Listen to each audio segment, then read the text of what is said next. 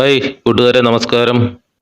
ഇന്നത്തെ വീഡിയോയെ ചെമ്മീനും അതുപോലെ തന്നെ ചീരയും ചേർത്തിട്ടുള്ളൊരു കറിയുടെ റെസിപ്പിയാണ്. അതിലേക്ക് കിടക്കുന്നതിന് മുമ്പ് ഒരു കാര്യം, എൻ്റെ വീഡിയോ അതുപോലെ തന്നെ ഈ അവതരണ ശൈലിക്ക് ഇഷ്ടപ്പെടുന്നില്ലെങ്കിൽ ഒന്ന് കമന്റ് ബോക്സിൽ അറിയിക്കൂ. അതുപോലെ തന്നെ ഇഷ്ടപ്പെട്ട് കഴിഞ്ഞാൽ ലൈക്ക് അടിച്ചാലും മതി.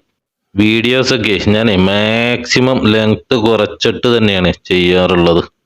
അപ്പോൾ ഈ കറി അങ്ങോട്ട് വെക്കാനായിട്ട് ചീര നല്ല ചെറുതായിട്ട് അങ്ങോട്ട് അരിഞ്ഞങ്ങോട്ട് എടുക്കണേ.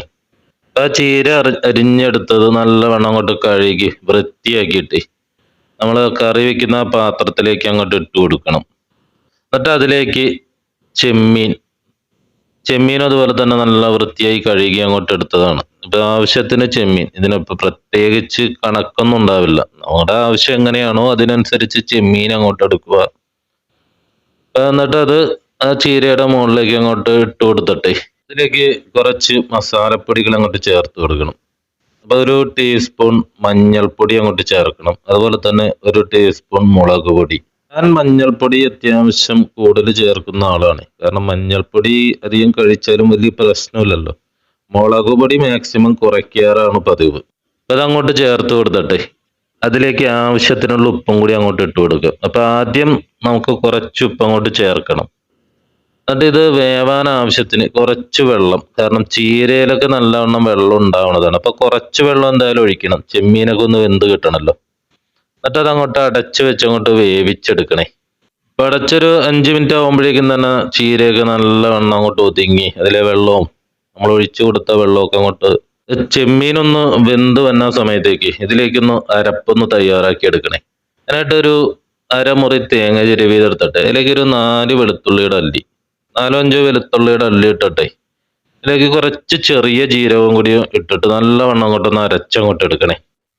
ചീരയും അതുപോലെ തന്നെ ചെമ്മീനൊക്കെ വെന്ത് റെഡി ആയിട്ട് അങ്ങോട്ട് വന്നിട്ടുണ്ടേ.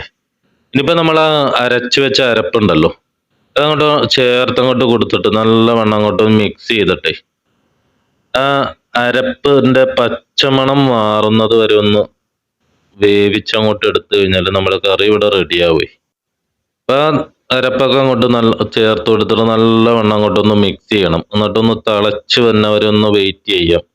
അപ്പൊ അതങ്ങോട്ട് തിളച്ചങ്ങോട്ട് വരുമ്പോഴേക്ക് അതിലെ ടേസ്റ്റ് ഒക്കെ ഒന്ന് നോക്കിയിട്ടേ ഉപ്പൊക്കെ കുറവാണെങ്കിൽ ഉപ്പൊക്കെ ആവശ്യത്തിന് ചേർത്ത് കൊടുക്കുക. അതുപോലെ തന്നെ എരിവില്ലെങ്കിൽ ഈ സമയത്ത് കുറച്ച് കുരുമുളക് കൂടി അങ്ങോട്ട് ചേർത്ത് കൊടുത്താൽ മതിയാവേ. അപ്പൊ ആവശ്യത്തിനുള്ള എല്ലാം അങ്ങോട്ട് ചേർത്ത് കൊടുത്തു കഴിഞ്ഞാൽ എല്ലാം കറക്റ്റ് ആണെങ്കിൽ ആ സ്റ്റവ് അങ്ങോട്ട് നമുക്ക് ഓഫ് ചെയ്യാം. ഇനി ഇതിലേക്ക് കുറച്ച് താളിച്ച് ചേർക്കാനുണ്ട്. അപ്പൊ അതിനായിട്ടേ കുറച്ച് ചെറിയ ഉള്ളി അല്ലെങ്കിൽ സവാള ചെറുതായിട്ട് അങ്ങോട്ട് കട്ട് ചെയ്തെടുക്കണം. അടുപ്പത്തേക്ക് ഒരു പാൻ അങ്ങോട്ട് എടുത്തിട്ട് അതിലേക്ക് വെളിച്ചെണ്ണ അങ്ങോട്ട് ഒഴിച്ചിട്ട് അങ്ങോട്ട് ചൂടായി വരുമ്പോഴേക്കും ഒരു ടീസ്പൂൺ കടുക് അങ്ങോട്ട് ഇട്ട് കൊടുക്കുക. ആ കടുക് അങ്ങോട്ട് പൊട്ടി വരുമ്പോഴേക്ക് ഈ കട്ട് ചെയ്ത് വെച്ച സവാള അല്ലെങ്കിൽ ആ ചെറിയ ഉള്ളിയോ അതിൻ്റെ ഒപ്പം 2 വറ്റൽമുളകും പിന്നെ കുറച്ച് കറിവേപ്പിലയും കൂടി അതിലേക്ക് ചേർത്ത് അത് മൂപ്പിച്ച് അതൊന്ന് വഴറ്റി അങ്ങോട്ട് എടുക്കണേ. ഉള്ളി അല്ലെങ്കിൽ ആ സവാള ഒന്ന് നല്ലവണ്ണം അങ്ങോട്ടൊന്ന് വഴറ്റണം. അങ്ങോട്ട് റെഡി ആയിട്ട് വരുമ്പോൾ നമ്മുടെ ആ കറിയിലേക്ക് അങ്ങോട്ട് ചേർത്ത് കൊടുത്തു കഴിഞ്ഞാൽ നമ്മുടെ ചെമ്മീനും ചീരയും ചേർത്തിട്ടുള്ള കറി ഇവിടെ റെഡിയാവും. ഇതേപോലെയുള്ള കോമ്പിനേഷൻസ് ട്രൈ ചെയ്യാത്തവരാണെങ്കിൽ ഒന്ന് ട്രൈ ചെയ്ത് നോക്കണം. അതുപോലെ തന്നെ ഈ വീഡിയോ കണ്ടിട്ട് ഇഷ്ടപ്പെട്ട് കഴിഞ്ഞാൽ ലൈക്ക് അടിക്കാനും പിന്നെ സബ്സ്ക്രൈബ് ചെയ്യാത്തവരാണെങ്കിൽ ഒന്ന് സബ്സ്ക്രൈബും കൂടി ചെയ്യാനായിട്ട് മറക്കരുതേ.